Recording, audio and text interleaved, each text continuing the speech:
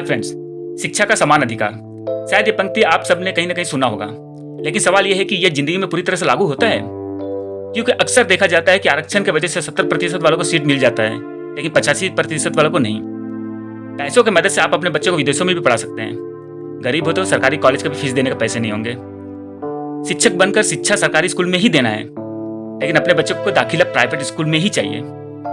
मैंने अपने और अपने विभाग के शिक्षकों पर भरोसा नहीं है। शहर के स्कूल चमकते हुए और दूर दराज के स्कूल टूटते हुए। जी हाँ, यह सत्य है। आज के डिजिटल इंडिया में अंडमान के दूर दराज में कुछ ऐसे स्कूल हैं जिनका हाल बहुत ही बुरा है। इसके अंतर्गत आज हम रंगत तहसील के भरतपुर प्राइमरी स्कूल के बारे में बताएंगे, जिसका हाल यह है कि स्कूल के छत के ऊपर तिरपाल डालकर बच्चों को पढ़ाया जा रहा है, क्योंकि छत का बुरा हाल है। स्कूल के कमरों में सीलिंग तक नहीं है। अंदाजा लगा सकते हैं कि बरसात और गर्मी में बच्चों का क्या हाल होता होगा। स्कूल का बिल्डिंग पूरी तरह से खस्ता हाल में है। खंभे सड़ चुके हैं, दीवार भी जगह जगह टूट चुका है। एक जगह तो छत को पतले बल्ली से बांधकर टिकाया गया है। और ये हाल 2-4 दिनों में नहीं हुआ है दोस्तों, सालों से यही हाल है, लेकिन कोई देखने वाला नहीं है। और आपको जानकर हैरानी होगा कि इस तरह के बिल्डिंग के अंदर छोटे छोटे बच्चे पढ़ते हैं। वीडियो में आप देख सकते हैं कि स्कूल का क्या हाल है।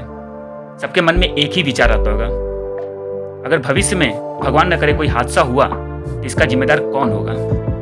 क्योंकि दोस्तों, शहर का आलीशान स्कूल, आलीशान यूनिफॉर्म, आलीशान पढ़ाई, आलीशान गैजेट, प्राइवेट ट्यूशन, भला दूर दराज गांव के मुश्किलों को कौन देखता है। लेकिन शिक्षा शहर का हो या अंडमान के किसी गांव का, शिक्षा बराबर होना चाहिए।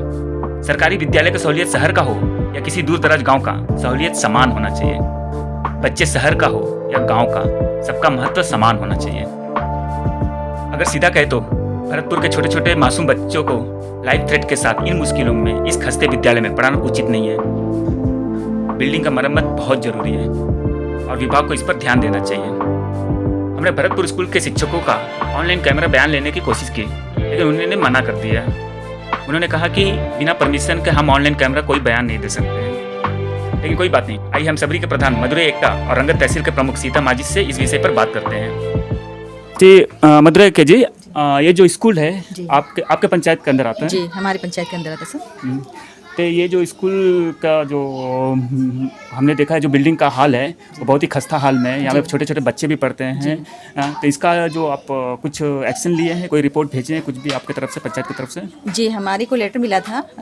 यहाँ से लेटर मेरे को कॉपी दिए थे, तो ये लेटर को लेकर के मैं डी ऑफिस भी गई।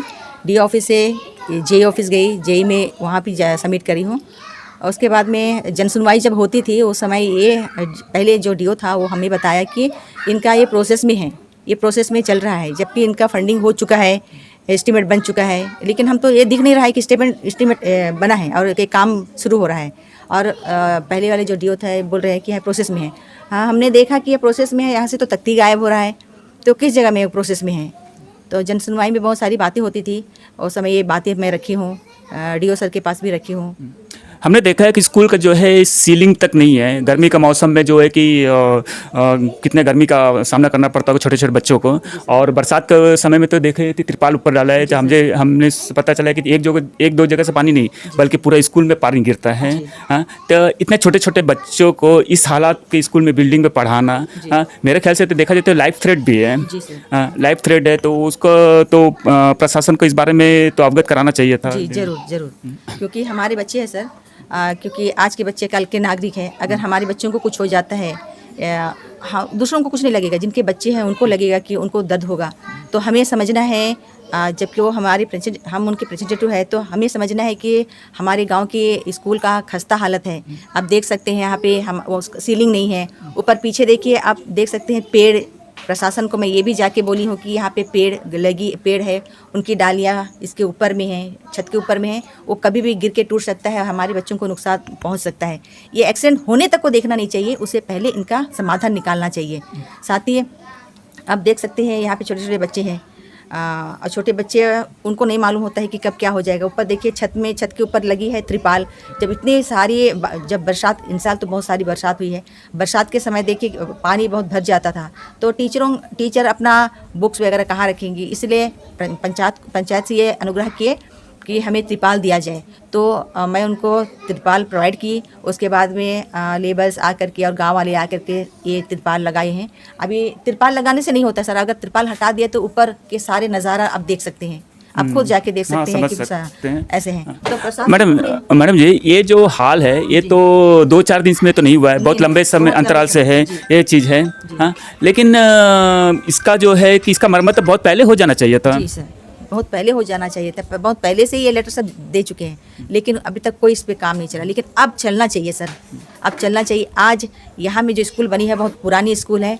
आज बहुत सारे बच्चे यहाँ से पढ़ के सर्विस करते हैं।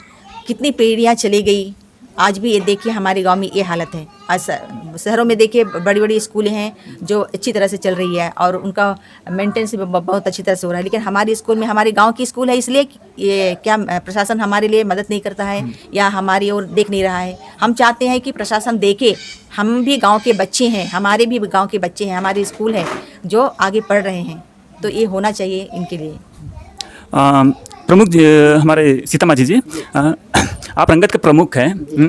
अगर देखा जाए तो शहरों के जो स्कूल होते हैं उसमें एक वीआईपी कल्चर होता है, डेस्क बेंच से लेके कपड़े तक का बहुत साफ सफाई का ध्यान रखा जाता है। हाँ, अब गांव के दूर दराज स्कूल में हम देख रहे हैं कि टीन के ऊपर में तिरपाल डाल के पढ़ाया जा रहा है, सीलिंग का आता पता नहीं है, खंभे टूटने के कगार पर। आप इस पर क्या कहना चाहते हैं?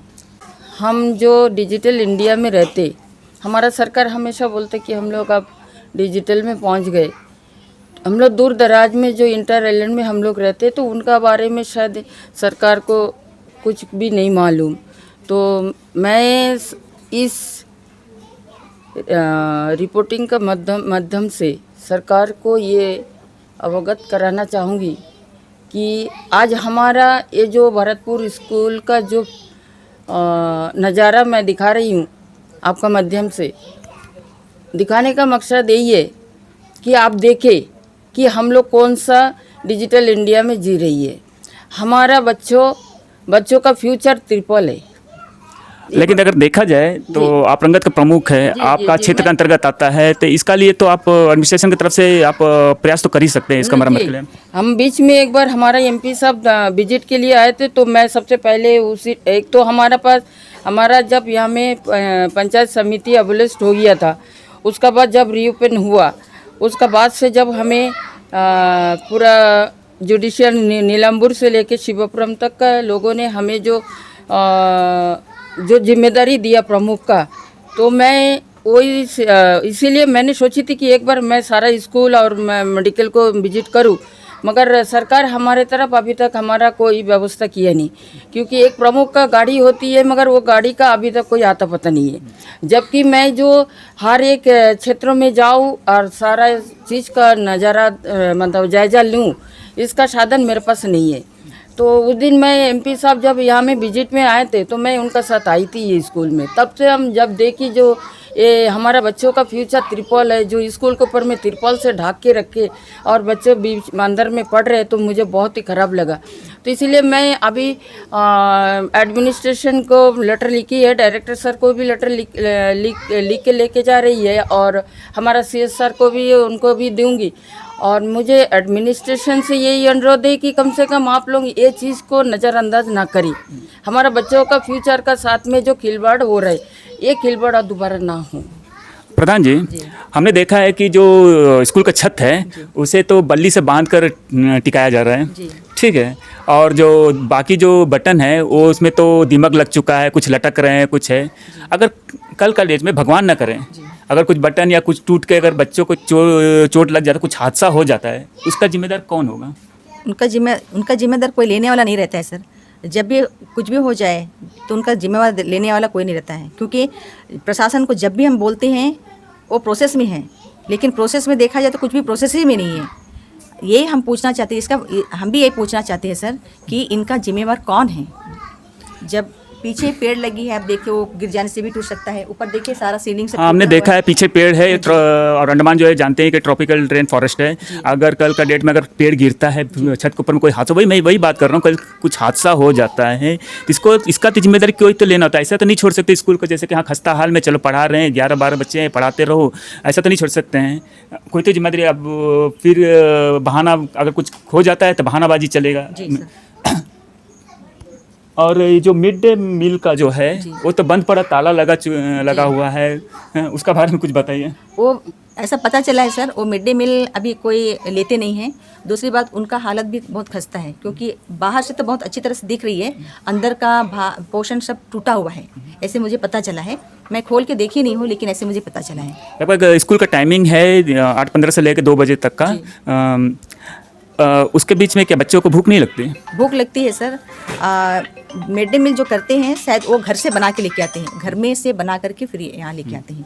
तो इतना उनको दूर है, क्योंकि वो वहाँ से बना के यहाँ लेके आती है, तो उनको भी वो भी सुविधा नहीं है, क्योंकि वो चल के आती है। अभी शायद वो आती होगी, वो दीदी आती है जो अभी खाना प्रोवाइड करेगी, तो वहाँ से खा के फिर जाएंगे। वो बनाती है, फिर उनको ढो के लेके आना है, फिर प्रोवाइड करना है, तो उनके लिए भी हमारे पास वो व्यवस्था नहीं है सर।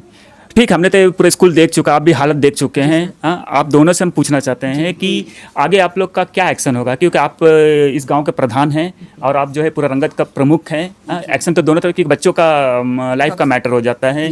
हाँ, तो आपका इसका आगे क्या एक्शन होगा? अभी हम लोग इनका मैटर लेकर के डीओ के पास में गए। अभी हम लोग जाएंगे चीफ सेक्रेटरी के पास में, जो हमारी ये स्कूल की हालत जो खस्ता पड़ा है उनको लेकर के हम जाएंगे और उनके सामने रखेंगे, जो भी मैटर है उनके सामने रखेंगे। उसके बाद में देखते हैं क्या होता है। सीतामाजी जी, आपकी तरफ से इसका क्या एक्शन लिया जाएगा? जी, मैं सारा लेटर वगैरह रेडी कर दिया, और यहाँ से कुछ फोटोग्राफी मैं ले जाऊँगी और उनका साथ इंक्लूडिंग करूँगी, और मैं सीएस तथा हमारा एजुकेशन डायरेक्टर से मिलूँगी और उनसे बताऊँगी कि ये हाल में है हमारा स्कूल। तो आप लोग अगर कुछ कर सकता होने से तो सबसे बेहतर है। हम सीएस सर से भी बात करेंगे, तो देखता उन्होंने हमें क्या रिजल्ट बताता देते, को क्या जवाब देते, फिर उसका बाद आगे का कार्रवाई हम लोग बाद में करेंगे। मैडम, ये जो क्या बोलते हैं स्कूल है, वो बहुत ही दूर दराज इलाके में, आप भी जानती है सब कुछ है। आप रंगत का क्षेत्र के प्रमुख है, आपका हाथ में बहुत बड़ा एरिया आता है। क्या आप गारंटी दे सकती हैं कि पूरा रंगत में सिर्फ यही स्कूल है जिसका खस्ता हाल है, बाकी कोई सारा स्कूल सही है? नहीं, कोई स्कूल सही नहीं है। ओके, धन्यवाद मैडम, धन्यवाद। Thank you.